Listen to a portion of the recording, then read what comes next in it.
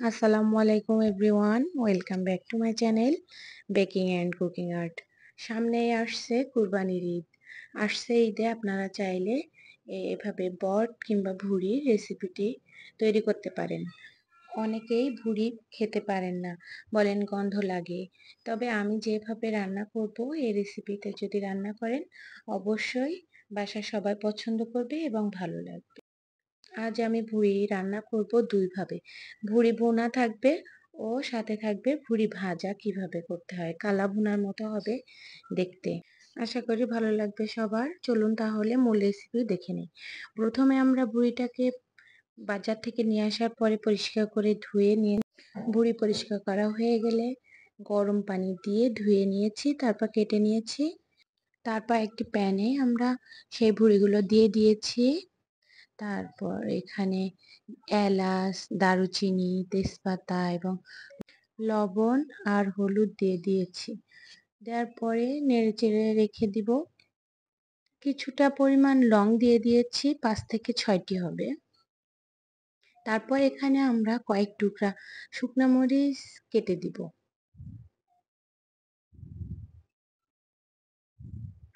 আমরা পরে ঝালের গুঁড়াও কিছুটা অ্যাড করব। এগুলো দেওয়ার পরে আমরা পানি দিয়ে দিব ভুঁড়ির উপর পর্যন্ত দিয়ে ভুঁড়িটাকে ভালোভাবে সিদ্ধ করে নিব। সিদ্ধ করা হয়ে গেলে তারপর আমরা এই ভুঁড়িটাকে রান্না করব। প্রথমে দেখতে হবে যে ভুঁড়িটা নরম হয়েছে কিনা। ভুঁড়িটা যদি নরম না হয় তাহলে ভুঁড়িটা রান্নার শেষে শক্ত থাকতে পারে, খাইতে তখন ভালো হবে না, জুসি ভাবটা থাকবে না। এজন্য আগে দেখতে হবে যে ভুঁড়িটা প্রপারলি সিদ্ধ হয়েছে কিনা। তারপর শিওর হওয়ার পরে আমরা মূল রান্নাতে চলে যাব। দেখতেই পাচ্ছেন আমাদের ভুঁড়িটা সিদ্ধ হয়ে গিয়েছে খুব সুন্দরভাবে। ভুঁড়িটা সিদ্ধ হওয়া হয়ে গেলে আমরা মূল রান্নাতে চলে যাব। প্রথমে একটা প্যানে উম তেল দিয়ে দিব।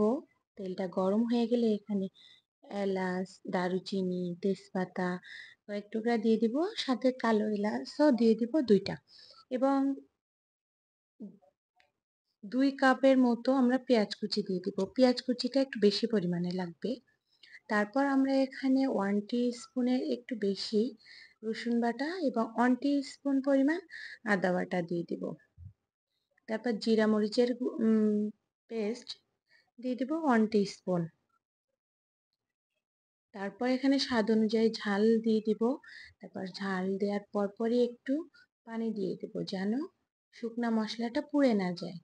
তারপর অল্প হলুদ দিব মশলাটা কষানোর জন্য, যেহেতু আমরা ভুঁড়ি সিদ্ধ করার সময়ও হলুদ দিয়েছিলাম এজন্য। তারপর মশলাটা কষানো হয়ে গেলে আমরা সিদ্ধ করে রাখা ভুঁড়িটা দিয়ে দিব। ভুঁড়িটা দেওয়ার পর খুব সুন্দরভাবে নেড়েচেড়ে মশলার সাথে মিশিয়ে নিব। তারপর কয়েকবারে ঢাকনা দিয়ে ঢেকে কিছুক্ষণ পর পর নেড়েচেড়ে আমরা ভুঁড়িটাকে সুন্দরভাবে কষিয়ে নিব মশলার সাথে। ভুঁড়িটা যত ভালোভাবে কষানো হবে তত সুন্দর টেস্ট হবে। আপনারা যদি মশলার পরিমাণ বেশি দিয়ে ফেলেন তাহলে কিন্তু একটা গন্ধ চলে আসতে পারে। আজ আমি এখানে গরুর ভুঁড়িটা রান্না করছি। আপনারা চাইলে এভাবে খাসির ভুঁড়ি কিংবা ল্যামের ভুঁড়িও রান্না করতে পারেন। তারপর কষানো হয়ে গেলে এখানে গরম পানি অ্যাড করে দিব এবং গোলমরিচ গুঁড়া অ্যাড করে দিব। তারপর কিছু সময় পর পর নেড়েচেড়ে দিব। তারপর যখন ঝোলটা শুকিয়ে আসবে তখন আমরা এখানে একটু গরম মশলার গুঁড়া অ্যাড করব। অ্যাড করার পরে আমরা যখন ঝোলটা একেবারে কমে আসবে, উপরের তেলগুলো উঠে উঠে আসবে, তখন আমাদের এ পর্যায়ে ভুঁড়ি ভুনাটা করা শেষ। তখন আমরা ভুঁড়ি ভুনাটা রেখে দিব। পরিবেশন করার জন্য আমি একটা বাটিতে নিয়ে নিয়েছি। এভাবে এটা হলো ভুঁড়ি ভুনা হয়ে গেল। এখন আপনারা চাইলে এই ভুঁড়ি ভুনাটাকে ভাজি কিভাবে করবেন কিংবা কালা ভুনা স্টাইলে ভাজা কিভাবে করবেন সেটা দেখিয়ে দিব। এই ভুঁড়িটাকে আরও আরেকটু সময় ভেজে নিব। নেয়ার পরে এর ভেতরে আগে থেকে কেটে রাখা ছোট ছোট কয়েকটা আলু ছোট ছোট টুকরা করে রেখে দিয়েছিলাম, সেগুলো ভেজে নিয়েছি লবণ, হলুদ এবং শুকনা ঝাল দিয়ে। সেগুলো ভুঁড়ির সাথে অ্যাড করে দিব। অ্যাড করা হয়ে গেলে আরও কিছুটা সময় ভেজে নিব। তারপর আমরা এটাকে আবার বাগার দেওয়ার প্রসেসটা দেখিয়ে দিব। তাহলে ভুঁড়ি ভাজিটার টেস্ট হবে। আপনারা চাইলে এভাবে ভুঁড়ি ভাজিটা খেতেও পারেন, কিন্তু আরও আরেকবার বাগার দিব আমরা এটাকে। তারপর একটু গোলমরিচ গুঁড়া এবং গরম মশলা গুঁড়া দিয়ে দিই। একটু জিরা গুঁড়াও দিয়ে দিব। দেওয়া হয়ে গেলে কিছুটা সময় নেড়েচেড়ে ভেজে নিব।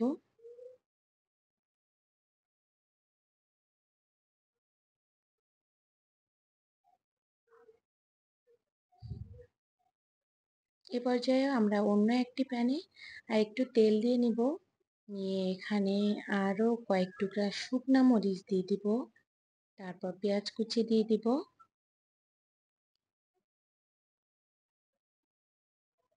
পেঁয়াজ কুচিটা যখন লালচে হয়ে আসবে একটু, তখন আমরা আগে থেকে যে ভুঁড়িটা ভেজে ভেজে রাখছিলাম সেটা দিয়ে দিব। তারপর সুন্দরভাবে নেড়ে-চেড়ে একটু ভাজা ভাজা করে নিলেই আমাদের এই কালাভুনা ভুঁড়ি ভাজিটা রেডি হয়ে যাবে।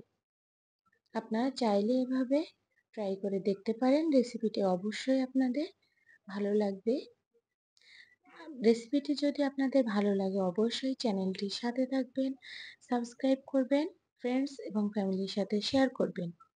এবং কেউ যদি বাসায় এভাবে রান্না করে দেখেন কেমন টেস্ট হয়েছে জানাতে ভুলবেন না। অবশ্যই আশা করি টেস্ট ভালো হবে। আমাদের রান্নাটা মাশাআল্লাহ অনেক সুন্দর হয়েছে, খাইতেও অনেক টেস্টি ছিল। আপনারা চাইলে এভাবে ট্রাই করে দেখতে পারেন।